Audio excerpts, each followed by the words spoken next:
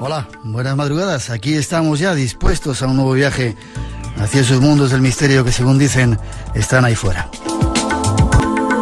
Y esta noche hay invitados especiales. Este es un avance de lo que vais a poder encontrar.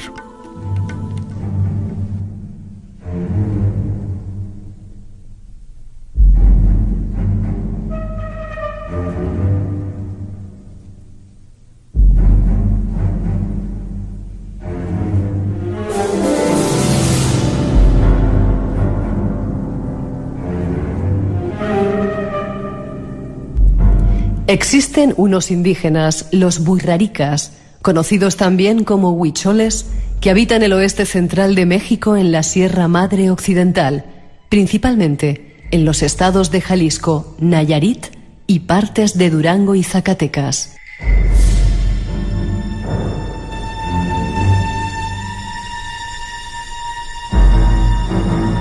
Se autodenominan buirrarica o la gente, y poseen el secreto para acceder a los otros mundos.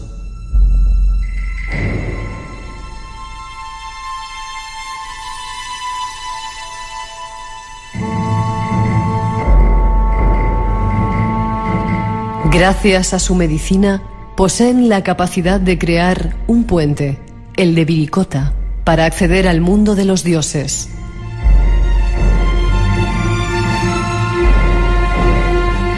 Nuestro propósito esta noche, en compañía de uno de ellos, es conocerles y tratar de averiguar cómo funciona su medicina y cómo es ese mundo de los dioses que ellos transitan.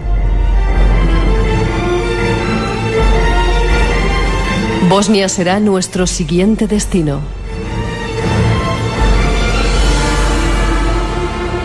Allí, desde el año 2005, se descubrieron misteriosas construcciones que muchos piensan que son pirámides de origen extraterrestre.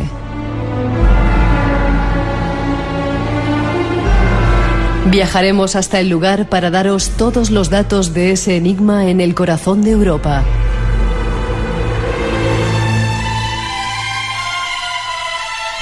Eso y mucho más conformará el apasionante viaje de esta noche.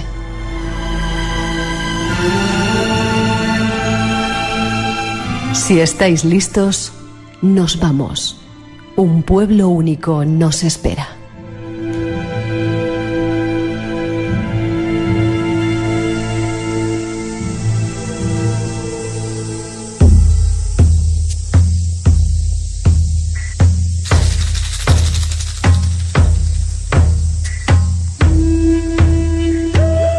Saludar a nuestros invitados, tres invitados que tenemos. Richard Zarkin, buenas noches. Buenas noches, Miguel. Qué placer volver a verte. Igualmente, un gusto estar aquí contigo en Madrid. Un saludo a tu auditorio. Un placer. Nos conocimos el año pasado así de casualidad y de repente lo comentaba ahora, es como volver a reencontrar a la familia. Como si tuviéramos toda la vida de conocernos. Es verdad, es verdad. Y por tu culpa tenemos varias citas pendientes en Riviera Nayarit. Y espero que no solamente yo, sino mucha otra gente vaya a conocer ese paraíso. Efectivamente. Déjame que siga saludando. Betty Vázquez, buenas noches, Betty. Hola, gracias por tenernos, Miguel, ahora esta noche. Gracias a ti por haber venido. Nos tienes que preparar también comida de esa rica. Por supuesto, tenemos una costa maravillosa y mariscos y llanuras y sierra que los está esperando. Va a ser un placer. Silao, buenas noches. ¿Qué tal, Miguel? Kiaku, como decimos en nuestra tierra, para saludarte. Kiaku. Kiaku. Es un placer también para mí. Rafael Silao Valadez. Este señor, el año pasado lo conocimos por su culpa. Un nuevo libro que he terminado concretamente hoy. Comienza con una aventura con él y termina con una aventura contigo en la que nos vamos a meter. ¿Sabes en la que nos vamos a meter? Exactamente, yo sé lo que te voy a meter más bien. Yo voy a ser tu guía y vas a ver esa experiencia que en realidad vas a vivir. En la que nos vamos a meter. Y es un placer que estés aquí con nosotros. ¿Vienes vestido? ¿Eres un indígena huichol? O una mezcla de ello, ¿no? Me contabas la otra vez. Exactamente, el 50% de mí, pero así mi visión y como yo me considero es huixárica, porque así es como me he criado, como he vivido, y he vivido para preservar lo que es la cosmología y la sabiduría de nuestra gente. ¿Cómo se dice? No sé si lo hemos dicho bien nosotros, el nombre Buirrarica. ¿Lo hemos dicho bien o...? Así lo dicen algunas de las comunidades. Lo que no sabemos hablar muy bien. No es así. Así lo dicen algunas de las comunidades que han sido penetradas ya por la modernización, pero la palabra correcta es Wixárika. Wixárika. Uh-huh. Bueno, le conocimos el año pasado, montó un cirio también, estuvo simplemente 10 minutos en el programa y te teníamos ganas de que vinieras aquí a contarnos de primera mano uno de los pueblos más auténticos que sigue existiendo en el planeta, ¿verdad? Exactamente, ese es el pueblo de Limón, o Las Latas, como se le conoce. Es el mero corazón de los Wixárikas, debido a que no se puede acceder solamente que vayas en mula, en burro o a pie. Vale, déjame que ahora nos vas a contar cosas. Déjame que Richard me diga alguna cosita. La Riviera Nayarit se ha puesto de moda, decíamos, y lo vamos a decir ahora, seguramente porque hay un montón de gente que ha ido buscando algo más, no solamente desde el punto de vista de esas plantas sagradas, sino algo más mágico, playas, sitios vírgenes todavía, ¿no? ¿Sigue estando tan virgen ese lugar? Aún tenemos 300 kilómetros de playa. El sur, en frontera con Jalisco, en Bahía de Banderas, es lo más desarrollado. Sin embargo, saliendo de Bahía de Banderas hasta frontera con Sinaloa, las playas son casi vírgenes. Son playas muy hermosas. Nayarit es un estado pequeño, 300 kilómetros de playa. Yo decirte, he estado, no sé si 20 veces en México, Nayarit no lo conocía, ¿eh? Pues ni siquiera conocerlo. Me refiero ni siquiera por nombre, ¿sabes? O sea, no sabía que existía un estado en México que se llamaba Nayarit. O sea que... Hay que conocerlo. Hay que conocerlo. Sí, es un estado pequeño en territorio, sin embargo muy rico. Sí. Cultura, sierra, mar, flora, fauna, actividades. En los últimos 3 años es el primer lugar nacional en captación de inversión turística privada. Principalmente por inversionistas mexicanos, pero en países extranjeros. España es el primer lugar en inversión turística privada en Nayarit. En la última parte nos vas a contar algunas cosas increíbles que hay en ese lugar, pero ahí es donde están las pirámides, las ballenas saltando ahora en invierno. Efectivamente, en Bahía de Banderas hay, si hablamos de las ballenas jorobadas del Pacífico Norte, 35% de ellas llegan a Bahía de Banderas y la costa de Nayarit, porque las puedes ver en San Blas, en Rincón de Guayabitos. ¿Y se ven cerca de la costa? Tú estás tomando el sol con una cerveza Pacífico y las ves saltar. Sí. Sobre todo en la zona de Punta Mita, que es la entrada a la bahía, frente a las Islas Marietas, que es una reserva de la biosfera. Ese es el paso de las ballenas de mar abierto hacia la bahía. Ahí las ves prácticamente diario en esta época del año. Qué envidia. Luego nos cuentas, ¿vale? 2.17, 2.18, 1.18 en las Islas Canarias. Recordar que tenemos esos 10 premios, que son 20 por un lado, y esos 3 libros para sortear entre la gente que queréis participar. 900, 137, 137. Y con estos señores nos vamos de viaje a descubrir un pueblo. Quizá el único pueblo que no se redujo a los españoles, ¿verdad, Silao?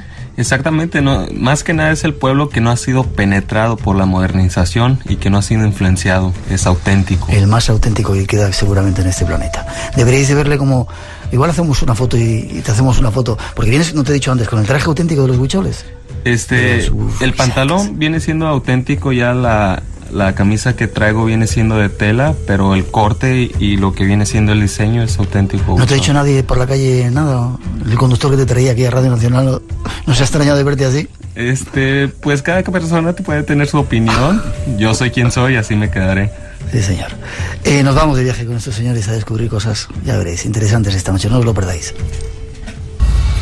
Richard, en cualquier momento que quieras intervenir, intervienes, ¿vale? Silao, ¿estaba bien la introducción que hemos hecho sacando datos de aquí y de allá acerca de los huicholes o...?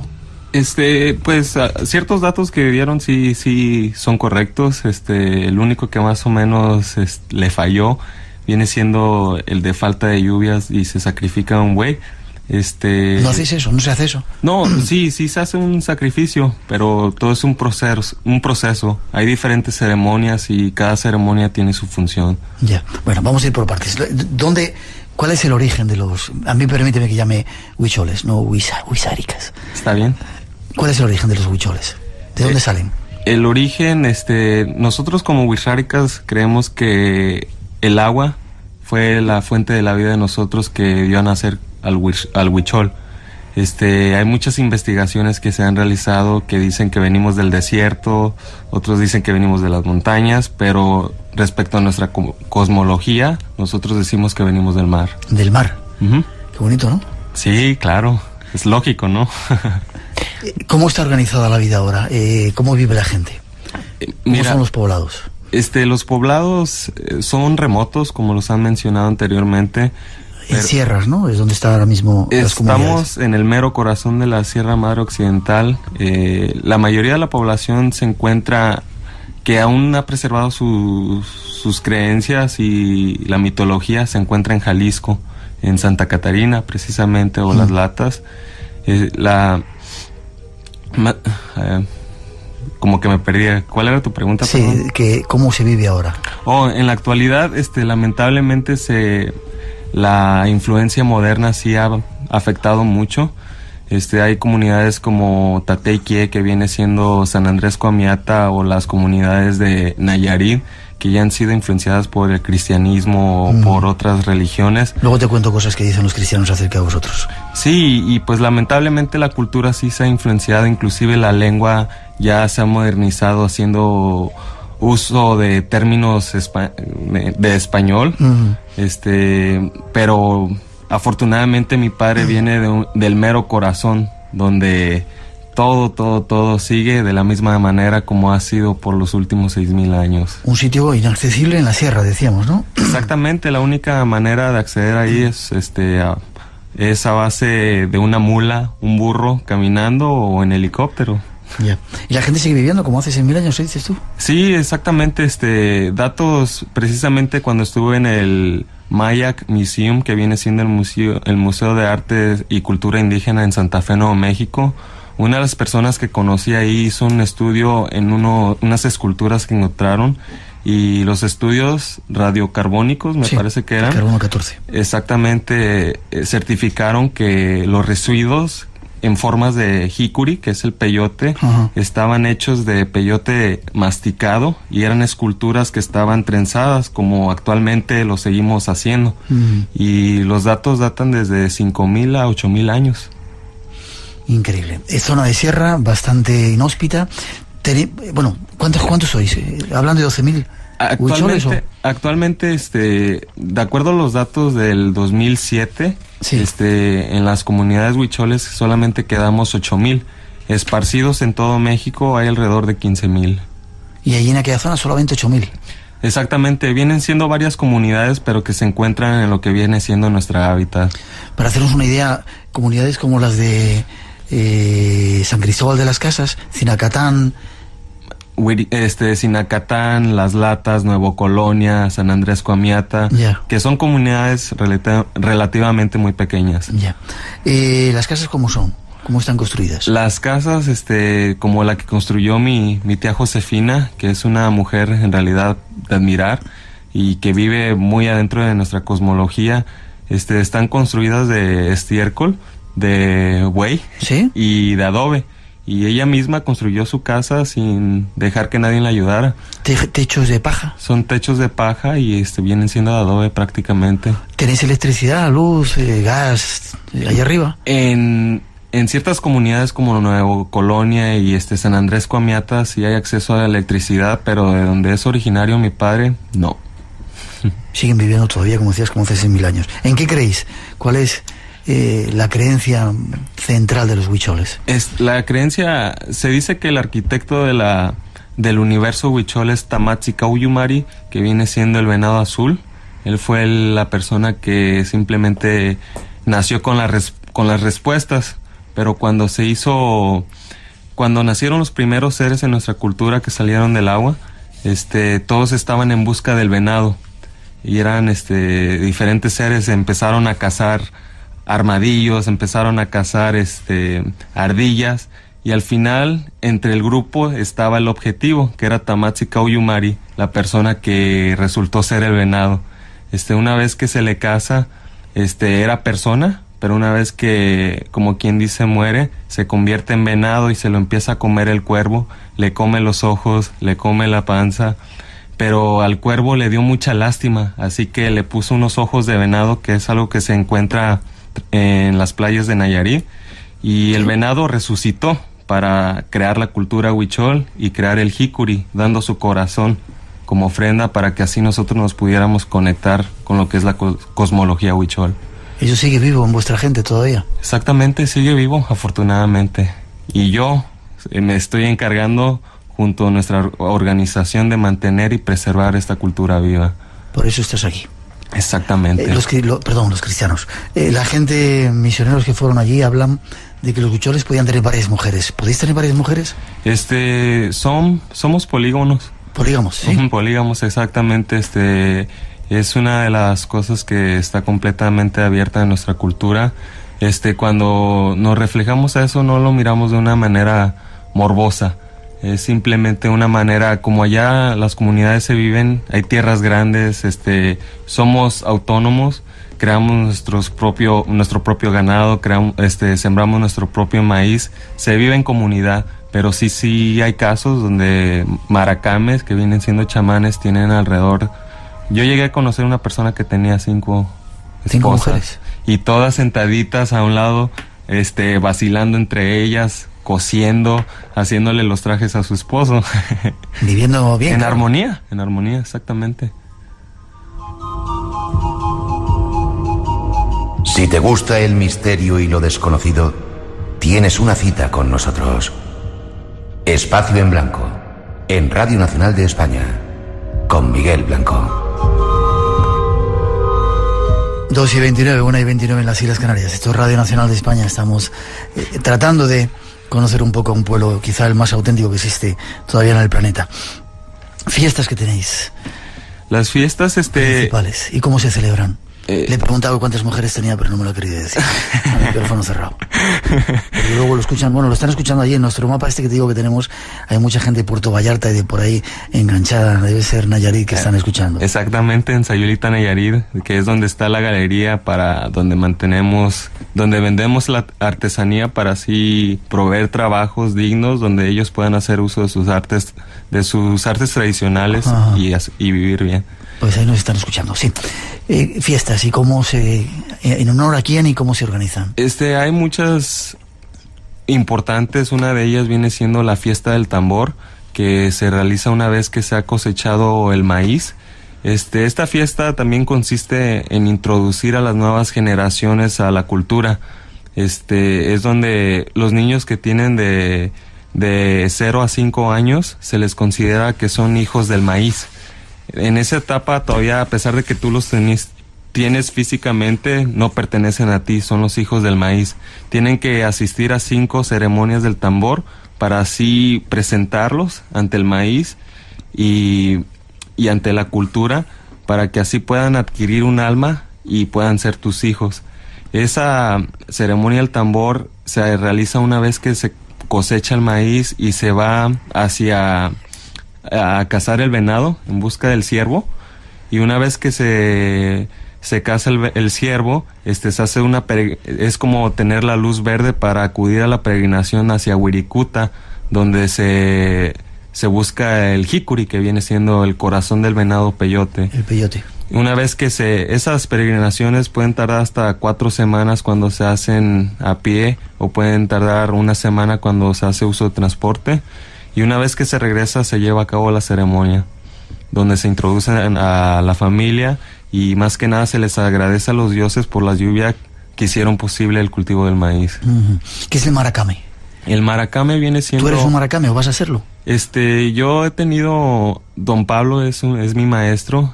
Precisamente en estos días me ha procurado, lo he estado soñando mucho, y he recibido un mensaje antes de venir a este viaje de su hijo, que él está listo para entregarme mi material, y más que nada pues ya enlazarme directamente a mi camino espiritual.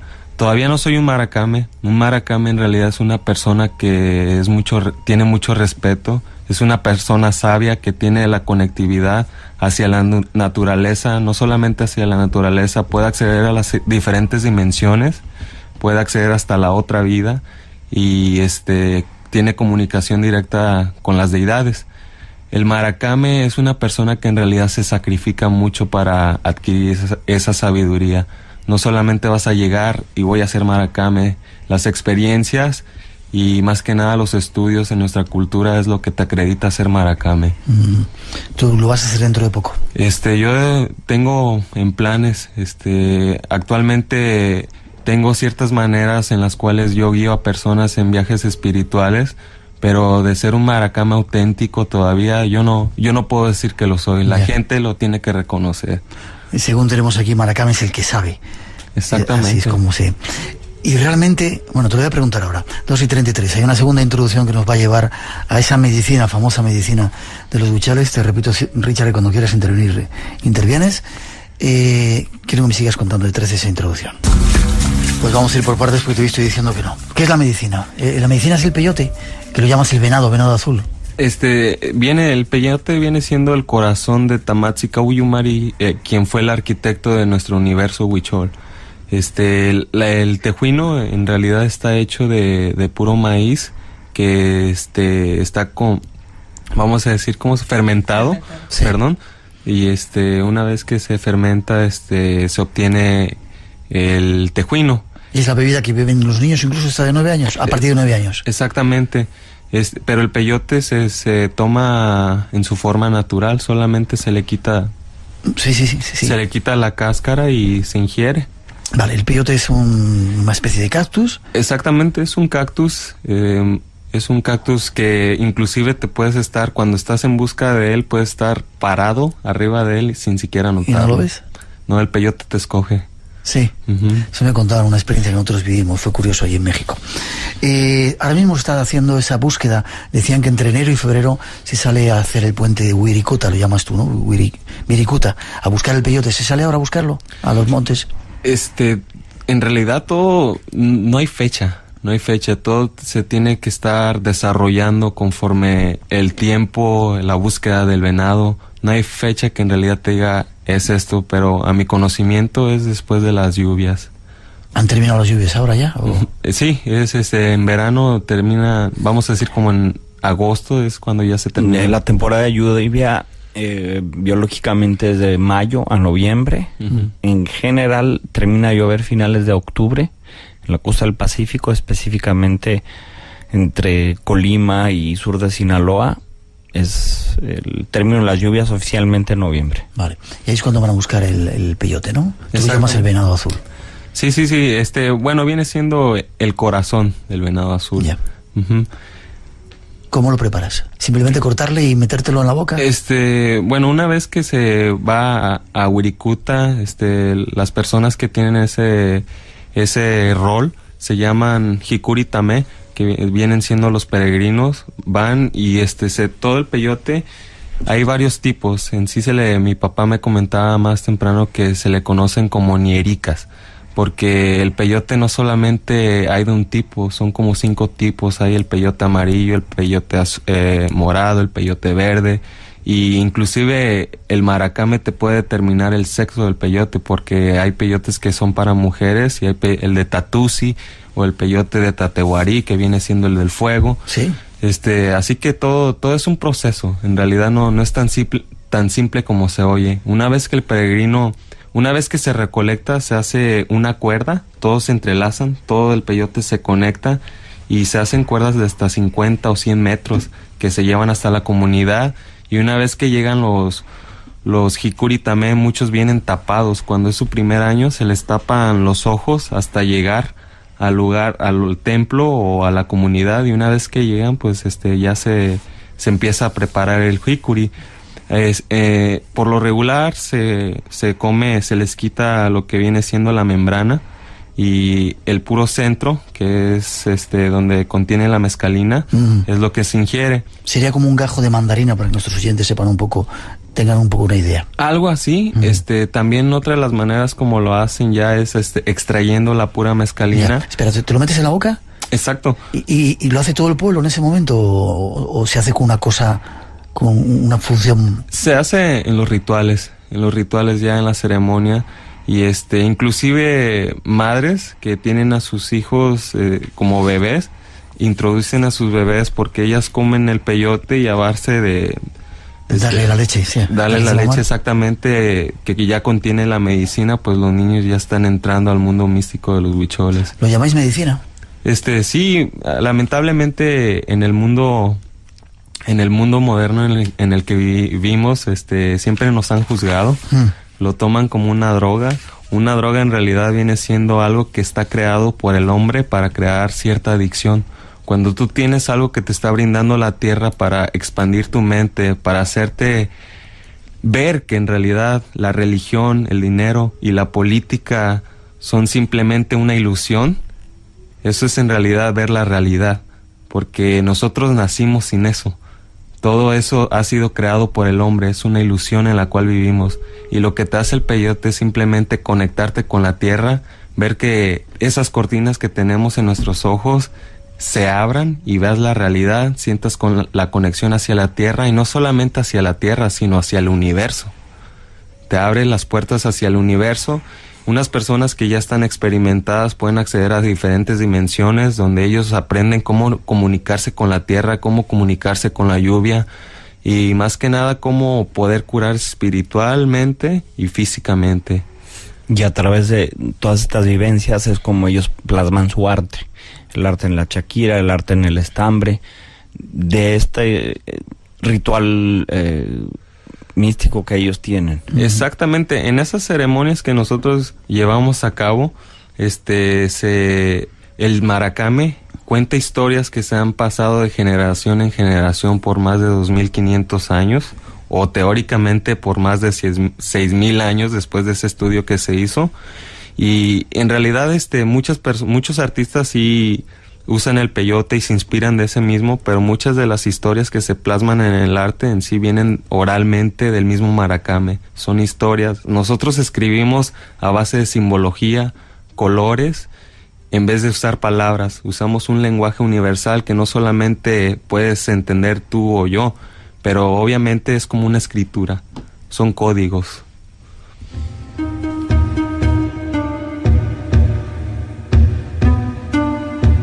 ...900-137-137... por si queréis hacer alguna pregunta o participar en ese concurso que tenemos. La otra vez que estuviste nos contabas una experiencia que tú habías tenido con la medicina, no lo vamos a llamar peyote. ¿Has vuelto a tener más? ¿Y qué ocurre en esas experiencias? Uno entra en contacto, en alguna parte, mientras leía documentación para preparar el programa, decía que el peyote te enseña lo que es bueno y lo que es malo. Te enseña un poco lo que es la vida, te conecta, como tú has dicho, ¿no? Exactamente. Para que no cometamos pecados, decía además. Fíjate, una de las cosas que a mí yo siempre he estado rodeado de eso. La última vez que yo ingerí la medicina, el jicuri, fue cuando yo tenía la edad de 11 años. 11 años y fue en compañía de mi maestro maracame que me introdujo al mundo espiritual. Y en veces mucha gente me dice, 11 años, no te flipeaste, me dicen por acá en España. Y pues simplemente lo que hizo es lo que te acabo de decir, simplemente me abrió los ojos, me dio cuenta de ver el mundo como en realidad es. Y esa experiencia, la última que tuve, pues simplemente me hizo conectarme hacia el mar, me dio a conocer que mi elemento es el agua, que yo soy como el agua, yo puedo deteriorar hasta las rocas, pero puedo estar donde sea, puedo estar en España, puedo estar en mi comunidad, puedo estar en Estados Unidos y donde sea puedo correr como el agua. ¿Ibas a decir algo, Richard? Sí, y es algo muy importante que los que no somos parte de la comunidad, pero que estamos en el estado, o uno de los estados que es hogar de los huicholes, es que preserven su cultura, su arte, sino nuestra oficina de promoción turística, que igual y es un tema que se va al lado extremo de lo que está platicando Silao, pero nuestro apoyo hacia él y su papá es que la gente conozca la cultura, que sepan preservarlos. El estado de Nayarit cuenta con 4 etnias: los coras, los huicholes, los tepehuanos, los mexicaneros. Los coras, los huicholes los coras también tienen son milenarios, también son una cultura que ha sido muy poco tocada por el cristianismo, pero el huichol, su arte y visualmente son mucho más llamativos, su cultura, su misticismo. Hay que recordar que cuando llega Nuño Beltrán de Guzmán a la bahía, que nombra Bahía de Banderas porque estaban las etnias con unos palos y en los palos tenían unas plumas de aves. Hay un rey Cora, el rey Nayar, que se dice que medía 3 metros, quien defiende a los coras y a los huicholes de la conquista española. ¿Medía 3 metros? Así cuenta el misticismo cora. Un profeta en realidad. Y este rey Cora los lleva a la sierra, a lo que es la Sierra Madre Occidental, a la Mesa del Nayar, que es justo donde se junta Nayarit con Durango, Zacatecas y Jalisco. Claro, los conquistadores llegan a una tierra inhóspita, porque hay que atravesar manglares, hay mosquitos, hay cocodrilos, hay cosas que ellos no conocen, y se van y se recluyen totalmente en la sierra. Silagua habla de la cercanía del mar.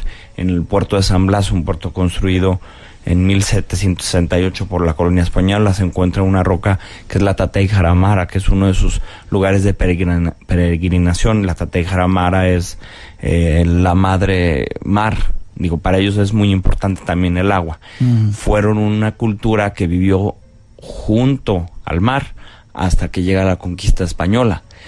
Y el cristianismo no llega a ellos hasta que no se funda el puerto de San Blas, que sale Fray Junípero Serra de ahí para fundar la Alta y la Baja California. Una lección de historia. Ahora nos vas a dar enseguida otra. En 30 segundos antes de marcharnos al centro de una ciudad fascinante que dentro de poco va a dar mucho que hablar. A lo mejor nos vamos a ir a hacer una emisión histórica, una nueva emisión histórica. ¿Cómo sabes que es real lo que estás viviendo a través de una experiencia con medicina? Es decir, ¿cómo puedes comunicar que eso es real?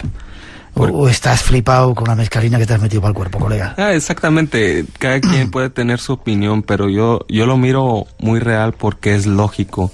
Eso me dio a entender que sin el sol no hay vida, sin agua no hay vida, sin oxígeno no hay vida. ¿Cómo más te lo puedo poner para que en realidad lo entiendas? Solamente la gente que ha vivido esa experiencia se da cuenta de la importancia que tiene, ¿verdad? Exactamente, pero ingerirlo no significa que, ¿sabes qué? Estoy preparado, yo ya voy a ir. No.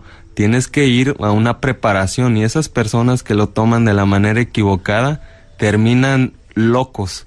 ¿Por qué? Porque miran el reflejo de lo que son ellos mismos. Tienen miedo de su misma imagen. El peyote es algo sagrado y juega contigo. Si tú no vas por tus 30 días sin comer sal, sin en realidad purificarte a ti mismo, vas a tener un viaje que yo no se lo deseo a nadie. 2:48, 1:48 en las Islas Canarias. Quizá a estos señores los vamos a dejar descansar porque mañana tienen que seguir trabajando. Aprovechar para que nos descubran uno de los lugares mágicos de este planeta y desconocido.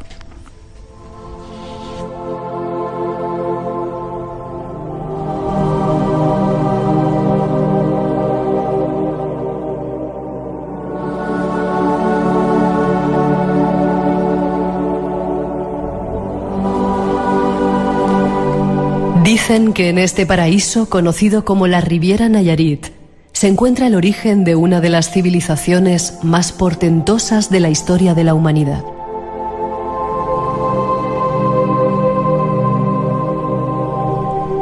Se trata de un pequeño poblado isleño conocido como Mezcaltitán, en los manglares y humedales de la Riviera Nayarit.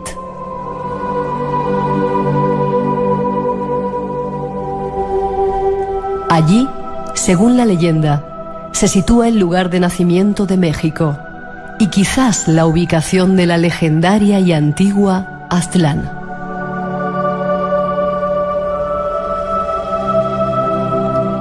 Parece difícil imaginar que un lugar tan pequeño, amigable y sin presunción como Mezcaltitán pudiera ser el precursor de la imponente Ciudad de México. Pero la historia precolombina continúa llena de misterios.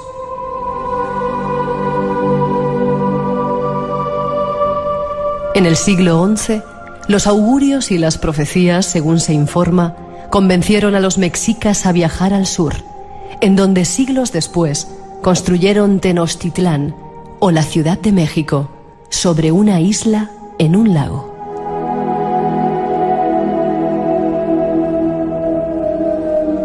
Vistas aéreas de Mezcaltitán muestran una aldea de forma oval, sobre una isla, hecha por el hombre, rodeada de manglares con aves exóticas, caimanes, tortugas y peces. Desde una plaza central que contiene una pintoresca iglesia y un muy pequeño museo, las calles del poblado radian hacia afuera como los rayos de una rueda. Justo el diseño que, según la leyenda, tenía la mítica ciudad de Atlán. ¿Será este el origen de la leyenda? Veamos qué nos cuentan nuestros invitados. Ahora mismo tengo varias gente conectada de Tepic, en Nayarit. La capital del estado. La capital del estado. Hoy nos están escuchando. Saludos para toda la gente que nos escucha fuera de España, especialmente para Tepic, ahí en Nayarit. Te cuento la historia. Yo llevo mucho tiempo detrás de los mayas, los mexicas y todo esto, y había una leyenda que decía que había una ciudad en el oeste que era el origen de toda esa civilización. Curiosamente, tú me lo descubriste cuando viniste la última vez, y déjame que diga a nuestros oyentes que hicieron un vistacito, no sé si está en nuestra página de Facebook ya, ¿cómo se llama el pueblo? Mezcaltitán. Mezcaltitán. Echarle un vistazo a las fotografías es como la Atlántida, tal y como la define Platón en el Timeo y Critias. ¿Es así de circular? Efectivamente, es un círculo, es una isla pequeña, no hay más de 900 habitantes. No hay coches, no hay coches. En la modernidad, bueno, pues tiene su iglesia, sí, tiene su museo, tiene su escuela, tiene su oficina de gobierno. Y bueno, la gente que vive ahí vive de la pesca del camarón del manglar, de la lisa, del pargo, de langostinos, que venden a mercados como Tepic, como Guadalajara, y es de lo que vive principalmente la gente. Las mujeres trabajan la artesanía que hacen del mangle. Hacen canastas, hacen ya cosas un poco más modernas como lámparas, pero de eso es lo que vive la comunidad de Mezcaltitán el día de hoy. Ya, ¿y es una isla artificial? No, es una isla natural. Natural. Sí, correcto, es una isla natural. Si nos remontamos a la historia, no místicas, no leyenda, coincide la última migración de occidente a centro con la historia de cuando las 7 tribus nahuatlacas salen de Aztlán, la isla de Mezcaltitán, en búsqueda de esta visión, que era el águila comiendo una serpiente arriba de un cactus. Ajá. Existió el imperio de Aztlán, lo que cubre hoy el estado de Nayarit, el sur de Sinaloa, un poco el norte de Jalisco. Ese era el imperio de Aztlán. El imperio de Aztlán con la ciudad de Aztlán. De hecho, el código Boturini habla de esa migración. Son 7 o 9 tribus, se encuentra en las dos versiones. La última tribu, los mexicas, son los que llegan a Tenochtitlan o al Valle de México y fundan. Y bueno, si uno ve un mapa aéreo o un dibujo de cómo se funda Tenochtitlan, es casi similar, casi igual a lo que era la vieja Aztlán. Lo que se ve Moctezuma II platicaba siempre de los ancestros, de que vienen de esta ciudad, de este imperio grande, de esta ciudad legendaria que fue Aztlán. Qué curioso, ese es el origen entonces de esa gran cultura, esa pequeña islita, ese lugar. Y sí, en Nayarit decimos, es la cuna de la mexicanidad, porque salen los mexicas de ahí a fundar la Tenochtitlan, y gracias a los mexicas es el nombre del país, México. ¿Qué queda de todo ello? Nos quedan muy pocos minutos. ¿Qué queda de todo ello ahora? De esa espiritualidad, me refiero en esa isla. Bueno, la gente es muy arraigada a su isla. Viven ahí, trabajan ahí, de ahí comen, ahí estudian los niños. Es una isla muy interesante de visitar, sobre todo en temporada de lluvia. Las banquetas son muy altas y si se inunda la isla tienen que entrar con sus embarcaciones, unas pangas, le llaman la pequeña Venecia de México. Es un lugar muy interesante, un pueblo mágico, porque también tiene gastronomía única. Nayarit tiene la mejor cocina de mariscos del Pacífico, y hay 2 platillos que vienen exclusivamente de la isla de Mezcaltitán. Uno de ellos es el tastihuil de camarón. El tastihuil de camarón es un caldo de camarón que se espesa con masa de harina cruda, al que se le pone camarón fresco y se come con tortillas, limón, sal, un poco de chile. Y el caldo está hecho con cosas muy básicas, lo que es, vamos a decir, rústico. ¿Por qué? Porque la comida prehispánica era rústica, era el tomate, era la cebolla, era el chile, era la sal de mar. Y tenemos otro platillo que viene de esa isla, que es el pescado zarandeado. Se abre un pargo, el pargo es un pescado muy grasoso, se pone sobre una zaranda, que es una estructura de metal, sobre manglar a 30 centímetros, con la piel hacia el fuego, se va bañando con limón y sal, y sale un pescado muy jugoso, muy exquisito, con un sabor de mantequilla, que se come con tortillas, con una salsa verde, picante. Entonces Mezcaltitán tiene toda esa magia, la magia de la historia del Aztlán, de donde salen las 7 tribus. El día de hoy hay un pequeño museo que tiene la copia del Códice de Boturini. Hay vestigios, de hecho se encuentra un símbolo en esa zona, en la isla. Hay una águila garza comiendo una serpiente arriba de una cactácea, que es similar al símbolo que los mexicas plasman, encuentran o van buscando en esa peregrinación. El día de hoy ese símbolo lo encontramos en la bandera nacional. Y está claro para los mexicanos que ese es el origen de esa cultura, esa pequeña isla. Sí.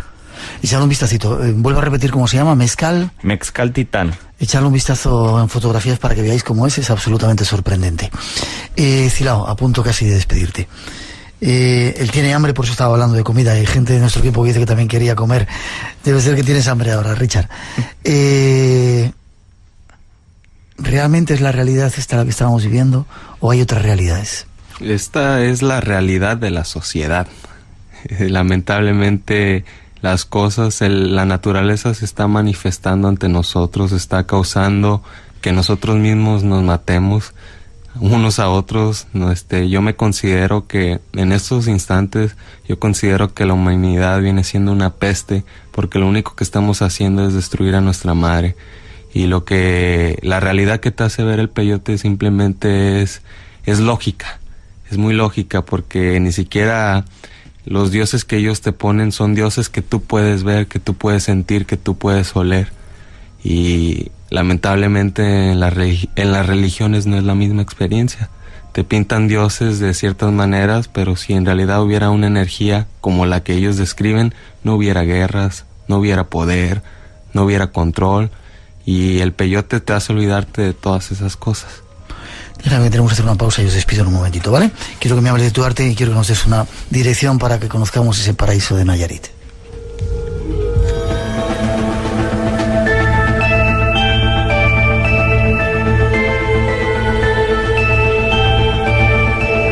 Llegan las noticias de las 3, las 2 en las Islas Canarias. Tenemos que hacer una mínima pausa.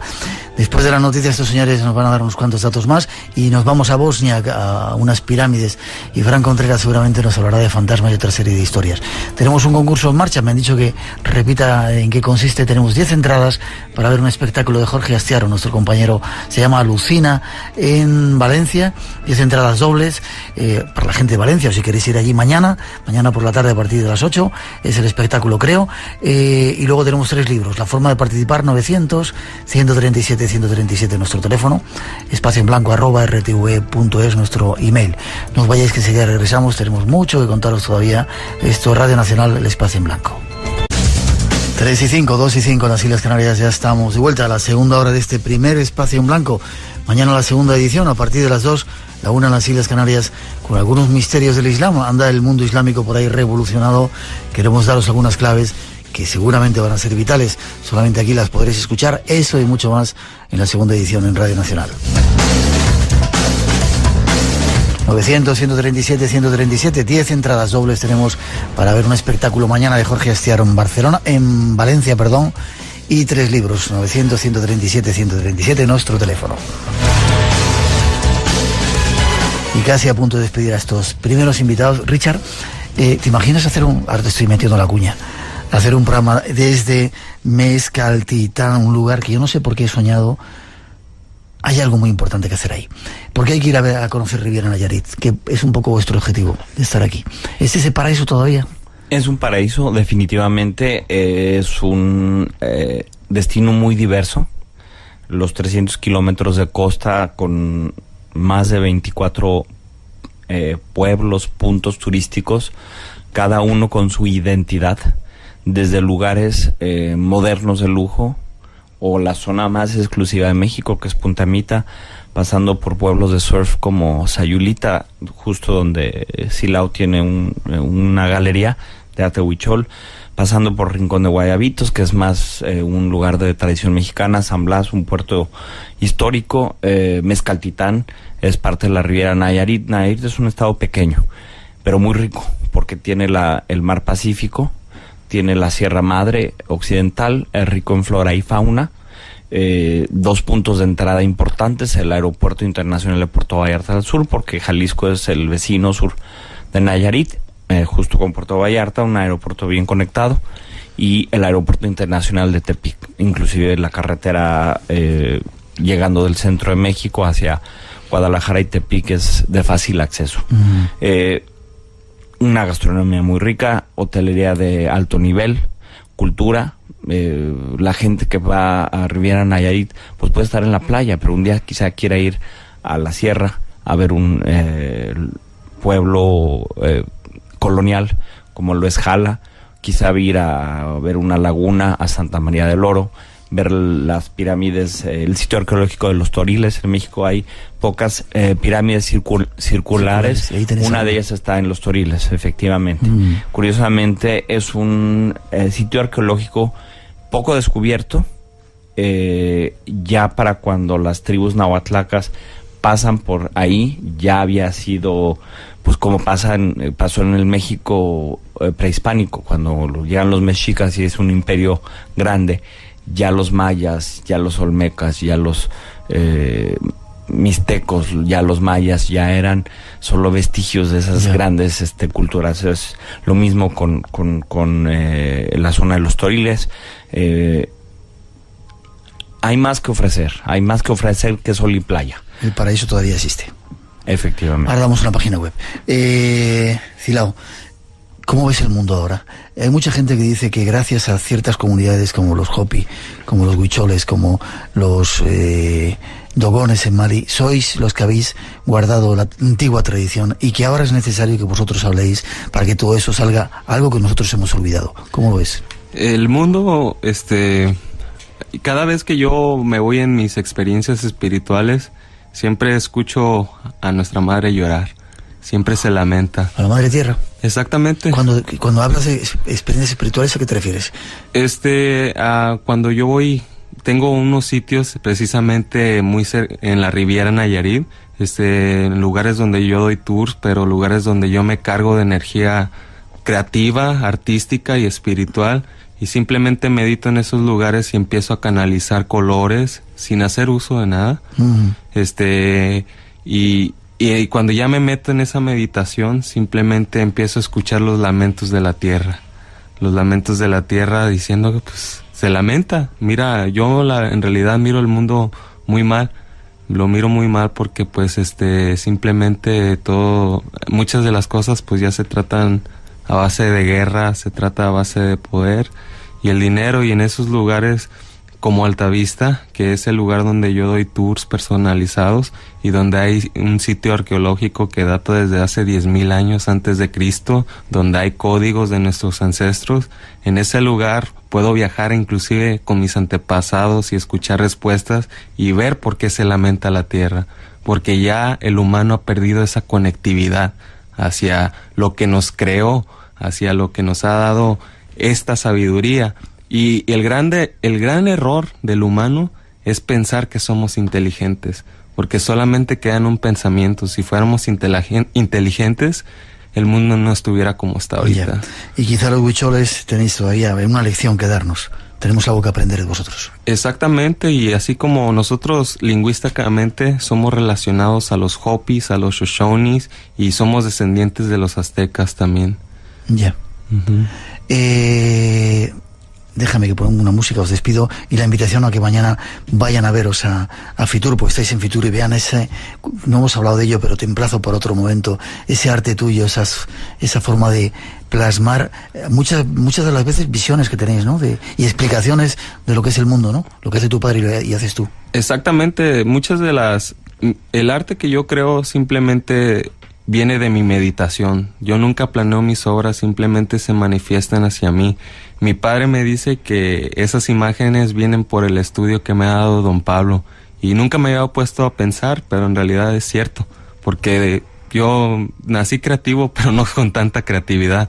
El arte que yo hago es un arte que está al borde de la extinción. Se le conoce como huehuillas en huichol, que viene siendo las imágenes de los dioses, y viene así en el mundo moderno lo identifican como las pinturas de estambre.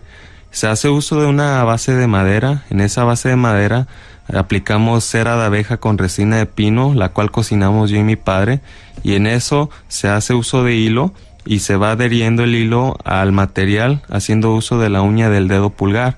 Para las personas que en realidad quieren darse una idea, pueden visitar mi Facebook, que es Cilau Valadez, C-I-L-A-U, Valadez, V-A-L-A-D-E-Z, y también pueden visitar la página web de nuestra fundación. La galería que está en Sayulita, Nayarit, pertenece a nuestra fundación, en la cual somos 50 familias de mi tribu haciendo uso de las artes tradicionales para poder sobrevivir en el mundo moderno sin necesidad de trabajar en los cultivos de tabaco o ser esclavos y ser donde nos dan miserias de pago. Es mejor vivir como artistas y vivir preservando esta gran cultura. ¿Y cuál es la página web? La página web es www.thewicholcentr.org. ¿Vuelve a decirlo todo entero? Está en inglés. ¿Sí? thewicholcenter.org o .org. The Huichol Center. .org. Lo buscamos. Una musiquita, os despido, y mañana trataremos de seguir viéndose en Fitur.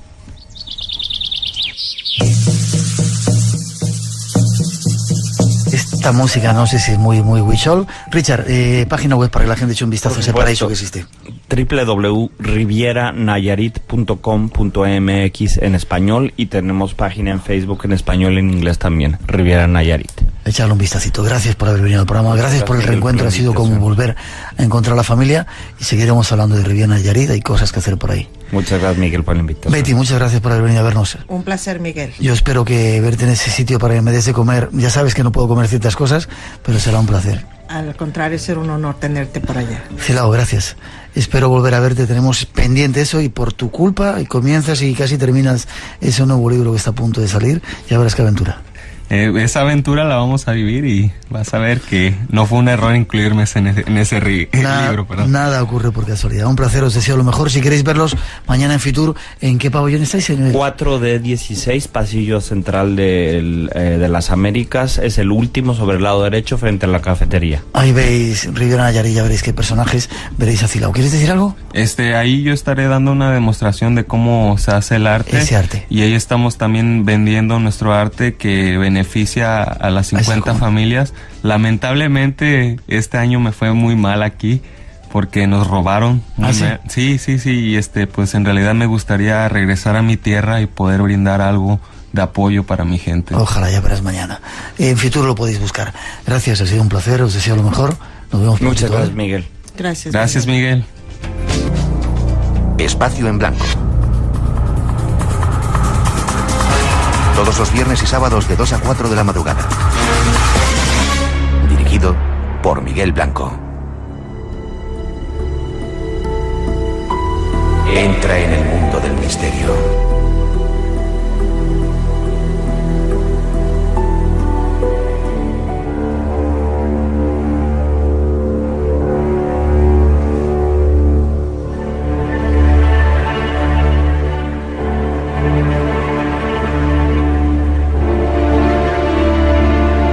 Viajamos ahora hacia Bosnia. Allí, en la vieja Europa, se anunciaba un descubrimiento asombroso.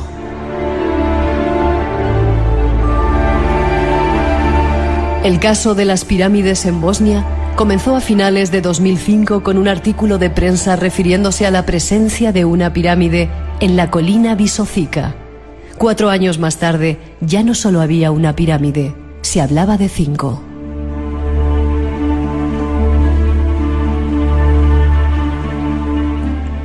En 2005, el escritor bosnio Semir Osmanagić fue capaz de desarrollar una teoría revolucionaria fundamentándose en la observación de la colina Visocica.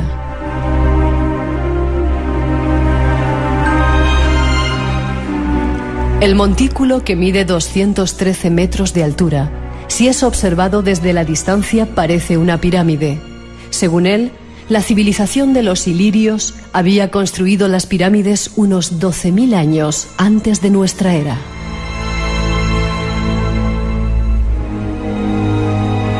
Pirámides de un origen desconocido, atribuido por muchos a seres de fuera de nuestro planeta.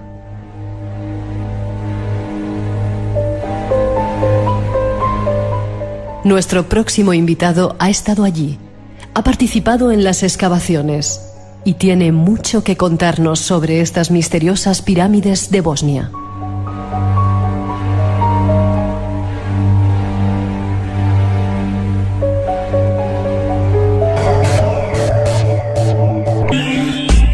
Y seguimos tras misterios hasta Barcelona. Nos vamos a encontrarnos con nuestro siguiente invitado, Carlos Mesa. Buenas noches, Carlos.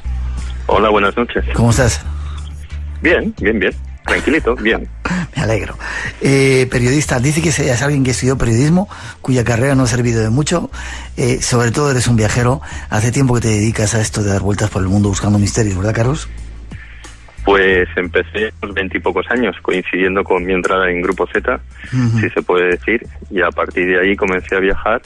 Y bueno, hace poco creo que conté la cantidad de países que llevo recorridos y pueden andar entre los 30 y 40 países ya. No está mal, no está mal. Hay muchos más misterios. He visto en tu página web eso, que pones lugares misteriosos, y hay muchos más de los típicos, ¿no? Pirámides de Egipto, las 4 cosas que todo el mundo conoce, ¿verdad?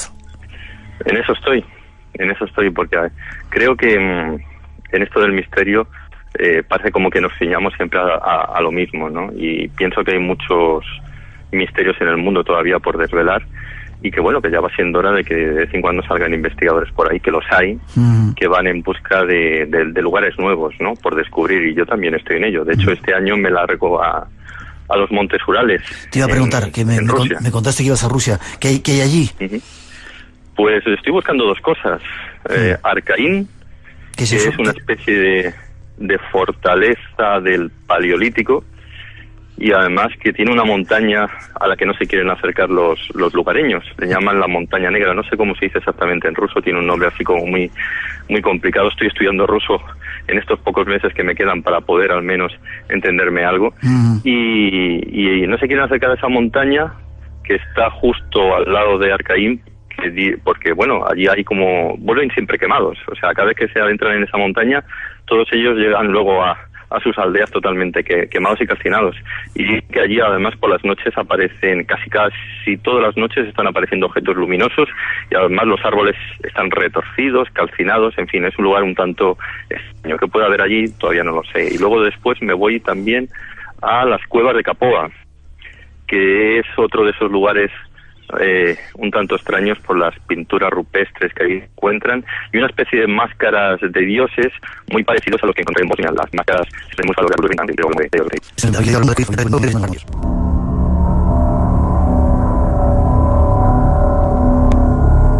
Carlos, hay un tema que llamó mucho la atención, yo creo que fue a partir del 2005. A partir del 2005, que es cuando se hace el descubrimiento de las pirámides bosnias, sí. Vamos a hablar de pirámides bosnias. Cuéntanos, ¿quién lo descubre? ¿Cómo se descubre? ¿Cuándo ocurre? ¿2005? ¿Octubre de 2005? Octubre del 2005, un empresario bosnio que se llama Semir Osmanagić. Semir Osmanagić se va a Houston, se pasa una temporada por allí, le interesa mucho todo lo relacionado con las pirámides. De hecho, él escribe antes un libro así muy New Age sobre todo lo que encuentra en la zona azteca y maya, y bueno, él vuelve de nuevo a Bosnia y cuando está en concreto por la región de Visoko se fija mucho en esas montañas que tienen una estructura piramidal, bueno, que aparentemente tienen una estructura piramidal, y a partir de ahí hace unas excavaciones particulares por su cuenta, descubre una especie de losas y llega a la conclusión de que debajo de las mismas montañas se encuentra una pirámide. Bueno, luego hablarán, no de una, hablará en concreto de 4, pero poco a poco, ¿no? O sea, digamos que ahí es el comienzo de esa historia. Es decir, que cuando Semir hace la excavación encuentra lápidas, no roca, digamos, natural, sino algo manufacturado. Encuentra algo manufacturado, encuentra una especie de losas, una especie de sedimentos así que parecen cemento, cemento armado, hormigón, y además se ve claramente que son estructuras artificiales porque tienen como una especie de composición en forma de mosaico encajado, lo cual quiere decir, o bueno, al menos parece a simple vista que se trate de algo artificial, ¿no? Sitúanos, ¿dónde está esta colina? Esto está a unos 30 y tantos kilómetros de Sarajevo aproximadamente. ¿Se llega fácilmente? Está bastante cerca. Sí, ¿se llega fácilmente? Bueno, una vez llegas allá a Sarajevo te das cuenta de que todo lo que hay por Bosnia no es precisamente llegar fácil a cualquier lugar, ¿no? Tienes que buscarte como buenamente puedes las habichuelas, y además es complicado porque esta gente no habla inglés, habla bosnio, y entonces haces entender con ellos es realmente complicado, ¿no? Entonces a partir de ahí te tienes que mover con autobús, con tren, y en ocasiones, si estás en ciudades así como más civilizadas, pues tienes taxis, ¿no? En Sarajevo evidentemente hay taxis, pero cuando llegas allá a Visoko pues no hay taxis, o sea, allí lo único que te llevas es un tren y un autobús. Y bueno, de hecho yo fui en un autobús, me llegué hasta allí. Has estado 2 veces allí en la zona, ¿no?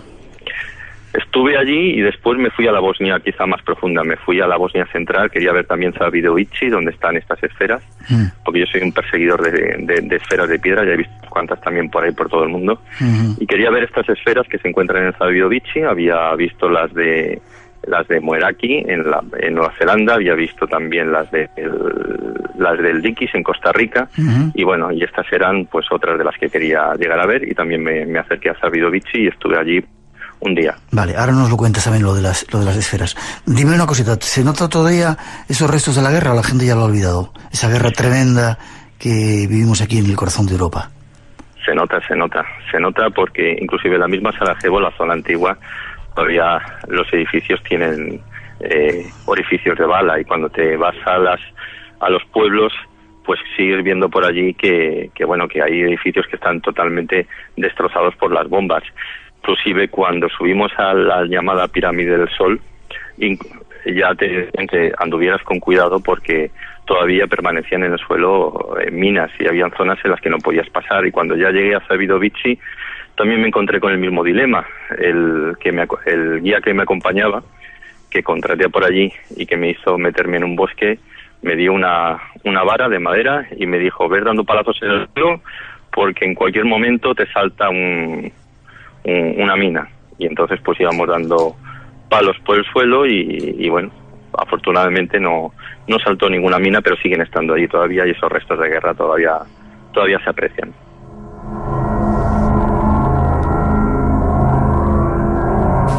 Vale, pues nos ponemos en tus manos. Vamos a tratar de descubrir esas pirámides en Bosnia.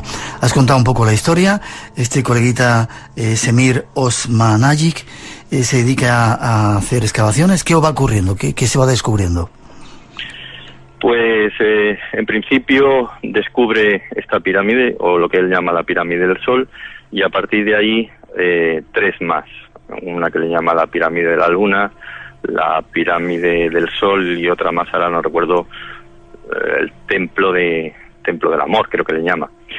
Y bueno, él está convencido de que esas son pirámides, a pesar de que no están excavadas ni muchísimo menos, solamente hay zonas concretas donde se aprecian, como digo, losas artificiales, y bueno, de vez en cuando va apareciendo también en la llamada Pirámide de la Luna, o lo que él llama la Pirámide de la Luna, hay un pavimento, y bueno, como si fuera una especie de calzada también artificial en forma de mosaicos así como muy pequeños. Allí sí que se nota perfectamente que estamos ante una especie de pequeña carretera, por así decirlo, ¿no? Y bueno, pues son esas evidencias que te quedan de que algo artificial hay allí. Y yo lo que hice fue pues trabajar con ellos conjuntamente, porque si me hubiera presentado como periodista, a lo mejor solamente me hubiera mostrado quizá la parte más pública, ¿no? Y entonces yo no me presenté como periodista, sino que simplemente me limité a trabajar como un voluntario más allí a las excavaciones, y así también me pude meter en los túneles, porque también hay túneles y quería ver qué es lo que habían dentro de los túneles. Ya. ¿Has estado en 2 ocasiones durante algún tiempo entonces? No, solamente estuve 12 días, que era lo que podía, lo que me permitían las vacaciones. Sí. Y entonces pues en 12 días intenté cubrir todo lo que pude, ¿no? Entonces pues la parte del final fue cuando, digamos, me parece que estuve unos 10 días aproximadamente en Visoko, y después ya en la parte final ya me largué a Zavidovici para ver las esferas que te he comentado, ¿no? Cuéntame un poquito, descríbenos cómo es el lugar de la excavación. ¿Realmente es una pirámide desde tu punto de vista? Desde mi punto de vista, no es una pirámide. Por una razón muy sencilla, ¿no? Es que es muy fácil de ver. O sea, allí la gente, este hombre tiene ganas de ver pirámides. Y además lo vendió en el año, desde el 2005 hasta el 2010 lo ha estado vendiendo como si realmente fueran pirámides lo que hay allí, ¿no? Y llamó a los periodistas y convocó diversas ruedas de prensa, y intentó hacer ver al mundo que allí habían pirámides, y además el pueblo de Visoko está encantado con la idea. Eso te decir, se ha despertado toda una especie de fiebre, ¿no? Han subido los terrenos, hay montones de lugares que se están ya preparando para esa fiebre piramidal, ¿no? Claro, ahí ya están con los souvenirs. De hecho, ya empiezas a ver lugares donde se venden una especie de pirámides de barro truncadas, y te dicen yo lo que se va a encontrar uno ahí debajo, ¿no? Y ya te lo están vendiendo los mismos lugareños, la gente del pueblo de Visoko, ¿no? Ellos están encantados porque, claro, es un país que ha sufrido una guerra.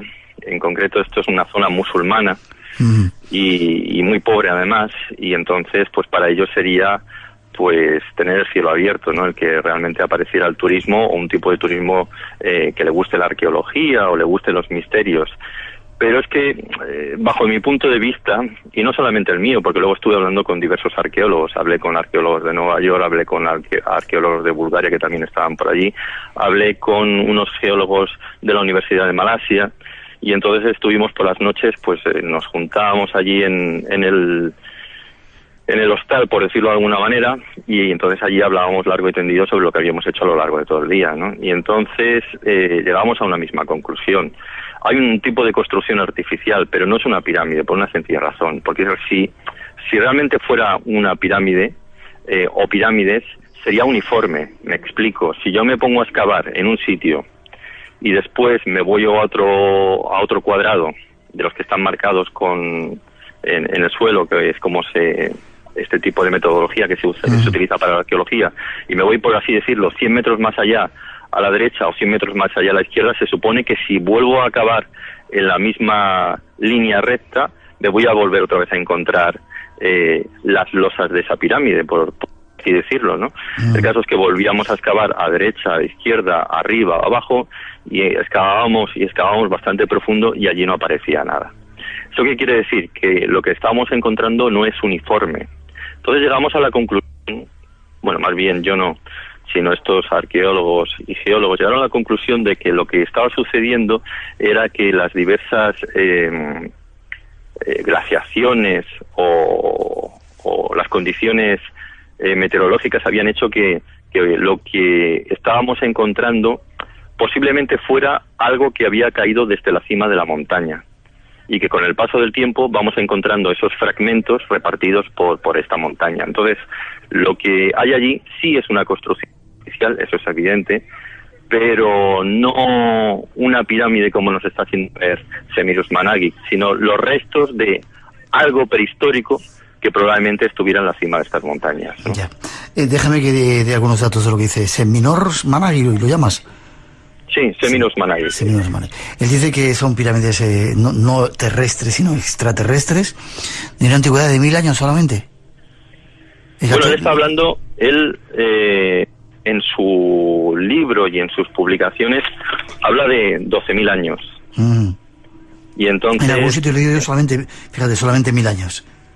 10 pues siglos. A lo mejor lo que han hecho es copiar la cosa mal. Porque bueno, si se habla de Semiros Managis siempre está hablando de 12.000 años de antigüedad. Yeah. Y en algunos sitios a lo mejor hablan de las fortalezas medievales, porque resulta ser que hubo una cultura que es del siglo X aproximadamente, del 1300 y algo, que es la cultura que dio lugar al país de Herzegovina, ¿no? Porque en aquel entonces habían unos duques que se hacían llamar Herzeg, que fueron los que fundaron estas fortalezas, y bueno, aparecen restos de estas fortalezas en muchas de las montañas de allí. Por lo tanto, a lo mejor en algunos sitios hablan de estas fortalezas medievales y sí están hablando de 1.000 años atrás, ¿no? Aproximadamente, claro. Sin embargo, Semir dice 12.000 años de antigüedad.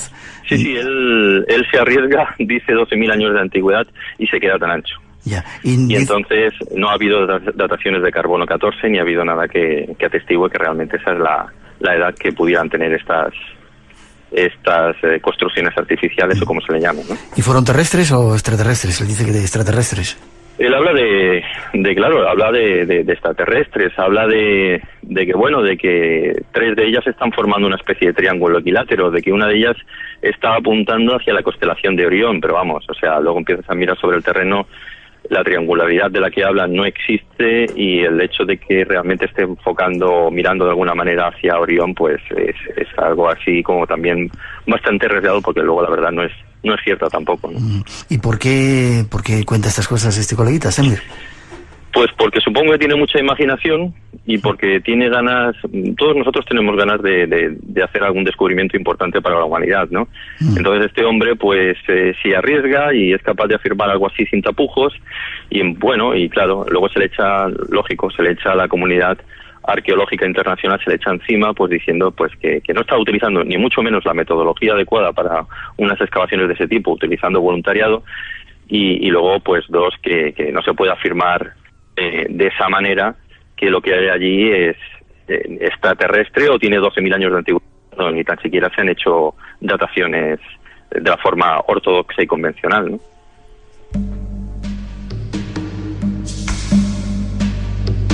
Enigmas, misterios, imaginación. Espacio en Blanco en Radio Nacional. Esta noche desvelando el enigma de las pirámides bosnias con datos de primera mano de nuestro invitado. Para terminar este tema, ¿qué se ha encontrado? ¿Qué realmente es lo que se ha encontrado? ¿Qué hallazgo ha habido en esas construcciones? Pues mira, lo que sí que es cierto, aparte de estos fragmentos de lo que yo estoy diciendo todo el rato que son construcciones artificiales, hay un túnel que comenzó a excavarse 400 metros más allá de la llamada Pirámide del Sol. Ese túnel es un túnel muy particular. A mí me llamó la atención y yo quise estar allí excavando, pese a que había muchos de los voluntarios que no querían ir porque estaban diciendo que aquello era tremendamente arriesgado, porque no se estaba apuntalando bien, y claro, todo se hace de forma amateur, no hay ningún profesional de la minería que nos esté diciendo qué es lo que hay que hacer al excavar una montaña como esa, ¿no? Entonces, excavando allí, lo primero que advertí es que habían plásticos del Rotary Club. No sé si te suena. Plásticos del Rotary Club. Sí, me suena. ¿Dentro del túnel, Carlos? Dentro del propio túnel. Se supone que ese túnel había estado tapado durante muchísimo tiempo. Y bueno, se ve que encontraron que aquello había sido tapado por mano humana, comenzaron a destapar y comenzaron a excavar, se metieron dentro y los plásticos del Rotary Club aparecen por allí. A mí esa es una de esas organizaciones que me llaman un poco la atención, porque los rotarios ya me los he ido encontrando por bastantes lugares del mundo, y los rotarios parece que, y me arriesgo a decir yo también algo similar, y con ello tengo que tener cuidado, pero los rotarios es una especie de organización sin ánimo de lucro que en teoría están haciendo por la humanidad y todo ello, ¿no? Pero es una especie de organización un tanto extraña porque siempre están como los Habsburgo buscando todo tipo de arqueología extraña, rara y misteriosa. Y parece ser que en el año 27 debieron estar por allí y no sé qué debieron encontrar, pero volvieron a atrapar esos túneles. Bueno, lo cierto es que en ese túnel lo que ha aparecido es un tipo de escritura, y también me llamó la atención que Semiramis Managi iba diciendo que esa escritura era una escritura que todavía no había sido reconocida por la ciencia, ¿no? Que era una escritura imposible. Yo esa escritura la fotografié. Esa escritura además me la volví a encontrar de nuevo cuando llegué a la población de Zavidovici, me la encontré por allí de nuevo. Y esta escritura, en cuanto que me la llevé a la Universidad de Barcelona y fue estudiada por unos amigos paleontólogos, pues bueno, pues me estuvieron diciendo simple y llanamente que sí que era reconocible, que la escritura es escritura vinca, perteneciente a la cultura vinca. Y es una de esas culturas un tanto extrañas y que apenas conoce la gente, ¿no? Yo creo que conocemos, evidentemente, la cultura sumeria y todo lo que tenga que ver con las culturas de Mesopotamia, pero la cultura del Danubio, la cultura vinca, que es probablemente una cultura contemporánea al mundo de los sumerios, porque estamos hablando inclusive de algunos arqueólogos la datan en torno al 5200 antes de Cristo. Pues bien, como digo, es bastante extraña, porque ya no de por sí por la escritura en sí misma, sino porque se han encontrado ídolos de barro y máscaras que, si alguno hace, e invito a los que estén escuchando este programa, una búsqueda en Google, verá que estos ídolos de barro están simbolizando dioses que ellos decían que estaban viendo, y que además tienen formas con caras alargadas y ojos también rasgados. Vamos, algo así como estos extraterrestres grises que estamos acostumbrados a ver en estas revistas de misterio, ¿no? Pues todos los ídolos de barro de esta gente y todas las máscaras de esta gente que en teoría están esculpiendo sus propios dioses tienen estos rostros tan extraños. Por eso quizá la cultura vinca es una de esas culturas que no se da mucho a conocer en Occidente, que no gusta demasiado la arqueología y que está escondida en algunos de los museos de allí de Bosnia, Macedonia y estos países de allí del este, ¿no? Carlos, ¿tuviste esas máscaras? Sí, he llegado a ver alguna. Sí. Además, en el lugar donde estuve había un pequeñito museo y allí vi alguna de ellas. Ya. Resumiendo, ¿qué conclusiones podemos sacar de esas pirámides bosnias que tanto dieron que hablar y que desde el 2005 han levantado un reguero de pólvora como una de las grandes pruebas también de que aquí en Europa había pirámides? Pues que no son pirámides, sería la conclusión más evidente. No son pirámides, eso hay que quitárselo de la cabeza. Hay muchísimas pirámides en todo el mundo, eso es cierto. Sabemos que existen, que están ahí, que hay algunas que son totalmente desconocidas. Pero bueno, hay que quitarse esa ilusión de que en esta zona en concreto, pues sí las habían. Lo que es cierto, o lo que verdaderamente es cierto, es que hay construcciones artificiales y que debería ser la arqueología, o la UNESCO, o no sé, o la arqueología quizás más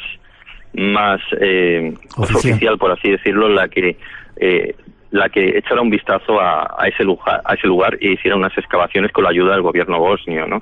Lo que está haciendo Semiramis Managi creo que es una aberración, porque además no está siguiendo ningún tipo de metodología a la hora de excavar. Están usando el pico y la pala a marchas forzadas para meterse en el interior de esa montaña y bueno, destrozando lo que haga falta, porque él piensa que en el interior de esa montaña van con el gran descubrimiento del siglo. Y entonces, pues bueno, creo que eso de alguna manera habría que pararlo y que fuera precisamente pues esa arqueología la que metiera mano al asunto, ¿no? Y que después de todo ello hay una de esas, como digo, el misterio sigue estando ahí, porque lo que sabemos es que detrás de posiblemente esas construcciones artificiales está esa llamada cultura vinca, que es totalmente desconocida en Europa. Y creo que deberíamos prestarle un poquito más de atención, porque allá hay algo muy extraño, ¿no? Es ese misterio que antes he mencionado y que sería, bueno, pues cuestión de examinar con más detenimiento.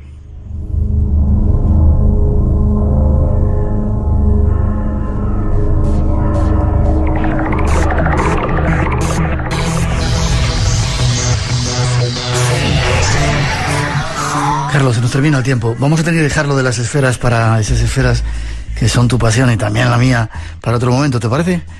¿Has estado sí? Pues me parece, porque además, si me dejas mencionarlo, creo que en el mes de febrero aparece un artículo mío en la revista Año Cero sobre las esferas, y ahí pues hablo largo y tendido de las mismas, y la verdad es que es un tema harto interesante, porque ahí hay muchísimas.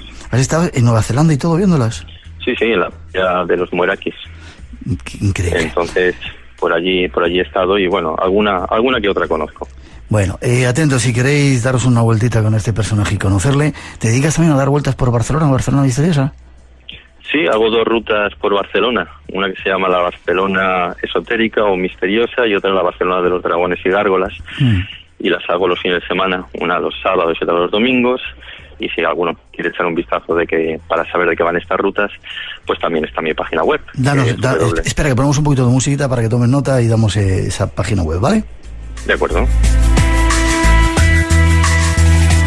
Dinos, Carlos, la página web www.carlosmesa.com, que es mi nombre, y allí encontrarán información sobre esta, que además está muy bien, porque a veces no hace falta irse tan lejos. Resulta que los misterios los tenemos a la vuelta de la esquina, ¿no? En nuestra propia casa, ¿no? Sí, y Barcelona es uno de esos lugares que a medida que vas descubriendo, pues te asombras, ¿no? Comenzando por la propia masonería, que Barcelona probablemente es la ciudad más masónica de toda España, hasta llegar, pues, el simbolismo que Gaudí y todos los suyos, o todo ese bestiario medieval extraño que se encuentra también por las catedrales, basílicas, templos e iglesias de aquí de la ciudad de Barcelona. Te emplazo para que nos lo enseñes algún día cuando vayamos para allá, ¿vale?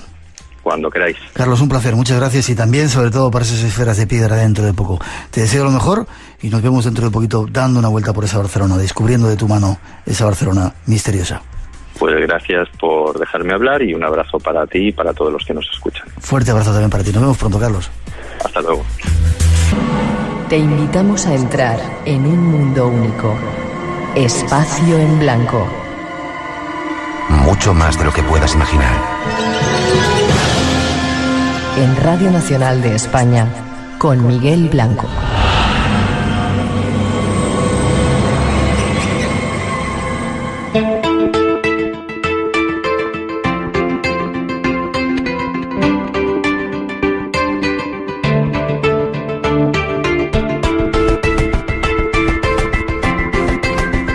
A veces no hace falta viajar muy lejos para encontrar misterios. Aquí en nuestro propio país hay muchos, y esta noche vamos a tratar de desvelaros algunos. Nos vamos hasta Granada con Rafael Reyes. Buenas noches, Rafael.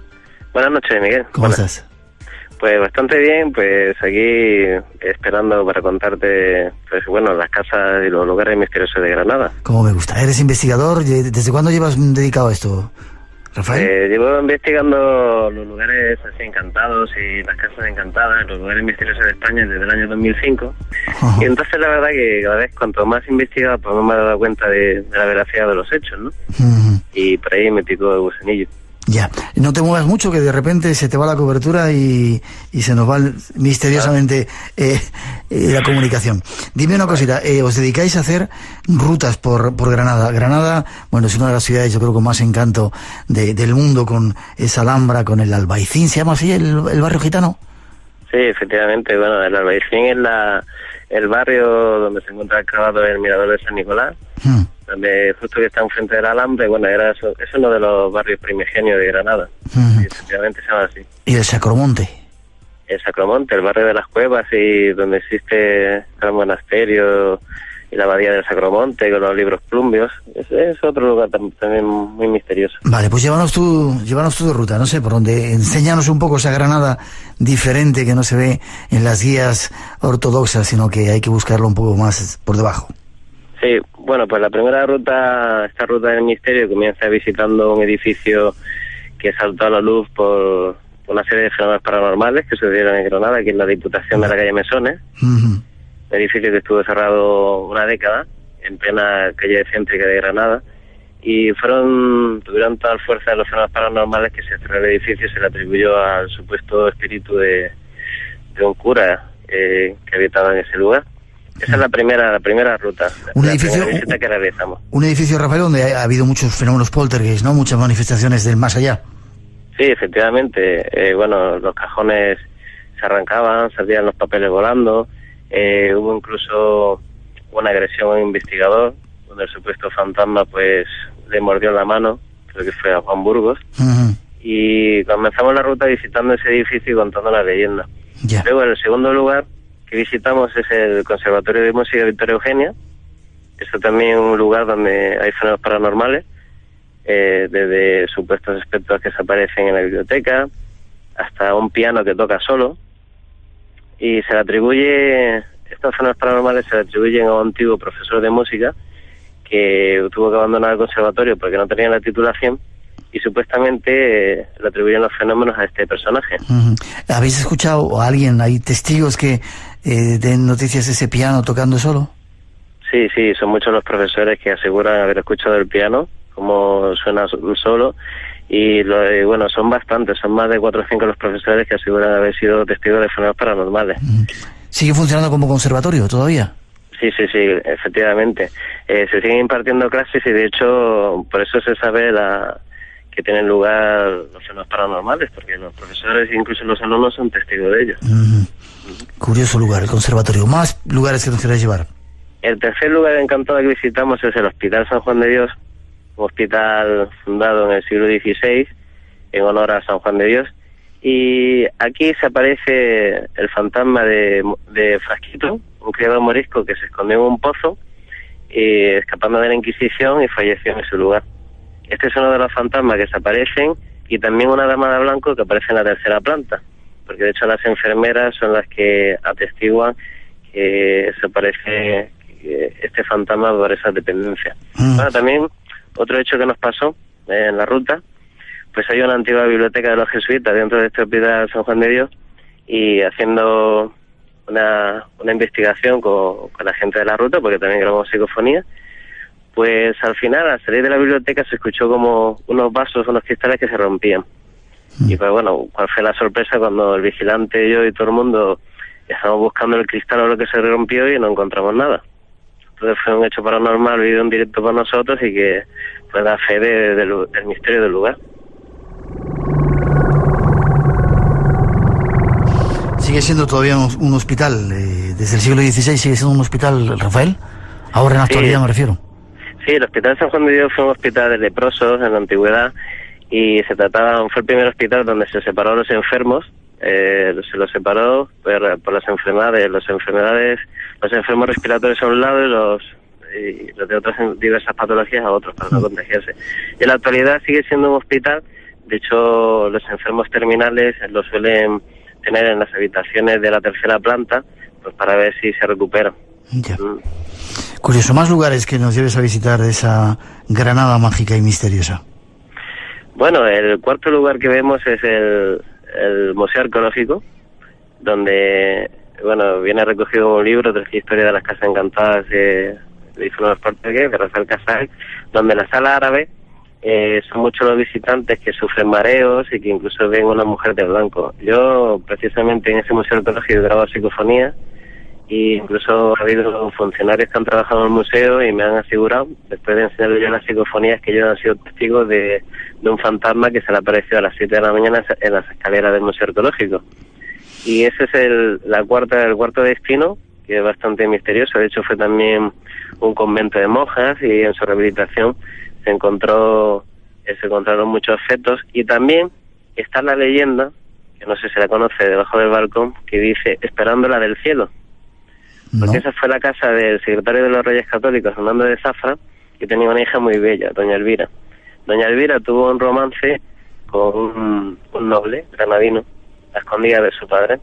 Entonces, Hernando de Zafra los sorprendió a los dos en una habitación, pero al que sorprendió fue al mensajero, y fue al carcó del balcón, y por eso dice "esperándola del cielo", porque de hecho tapió el balcón. Sí. Y el fantasma uno de los fantasmas que se aparecen es el fantasma de doña Elvira, que supuestamente no descansa en paz. ¿Cuántos misterios hay, todavía, Rafael, por descubrir? ¿Cuánta leyenda que se hace realidad, ¿no?, cuando estáis por ahí paseando? Sí, efectivamente, aparte de Granada es muy bella, muy bonita, tiene esta Granada misteriosa para los amantes del misterio. Y el último lugar es el Padre Granero. ¿Padre Granero? El Pap El Granero. El pub El Granero, sí. Actualmente es un pub, pero era el Granero del Palacio de Abrantes, que está justamente situado detrás. Y en este pub, en la parte de abajo, pues bueno, los encargados y los camareros no quieren bajar solos porque escuchan voces. Siempre había la leyenda de que había un fantasma. Y bueno, para mí es uno de los lugares, también de todos los lugares que te he comentado, el lugar donde más pruebas hemos recogido nosotros. Mi equipo de investigación ha sido porque tuvimos una fotografía que, bueno, la publicaré en el blog, la ruta Granada Misteriosa, blogspot.com, porque ahí se aparece el fantasma de Granero, aparece ahí con la capucha, encapuchado. Lo tuvimos un domingo de investigación y también, bueno, tuvimos muchas psicofonías en ese lugar. ¿Y pudiste hacer una fotografía del fantasma, el supuesto fantasma también, o...? Sí, claro. Sí. Iremos a ver... Te iba a decir, iremos a verle a ese blog cuando tengas la fotografía, qué curioso. ¿En las cuevas habéis estado también, en esa zona de Granada llena de cuevas, que también la leyenda cuenta que hay multitud de misterios? Pues mira, en las cuevas de Sacromonte no he estado. He estado precisamente en otra provincia, en la Alpujarra sí estaba una cueva, donde fue asesinado Aben Umeya, hermano de Aben Abu. Es una cueva donde se hizo una tramada y se está investigando, pero en las cuevas de Sacromonte, concretamente en Granada, no estaba investigando. Ya. ¿Cuándo realizas estas rutas, Rafael? ¿Todas las noches? ¿Fin de semana? La ruta la organizamos pues un sábado, un domingo, en función del grupo. Cuando hay un grupo organizamos la ruta.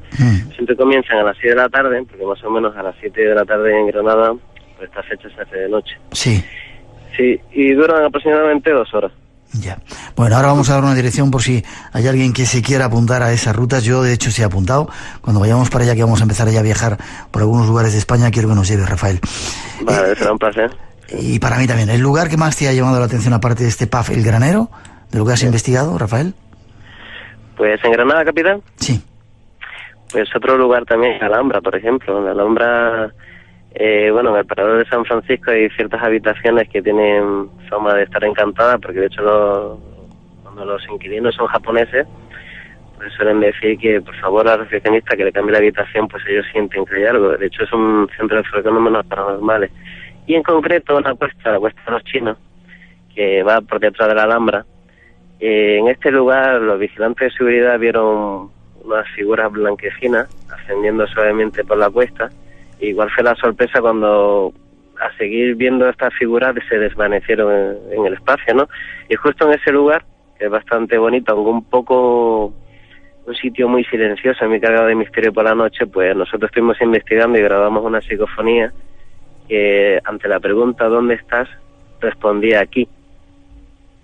Y la verdad que es otro sitio bastante misterioso. Qué curioso. Deseando estamos, Rafael, allí para que nos lo enseñes. Un segundito, damos esa dirección para que nuestros oyentes se informen, ¿vale? Vale.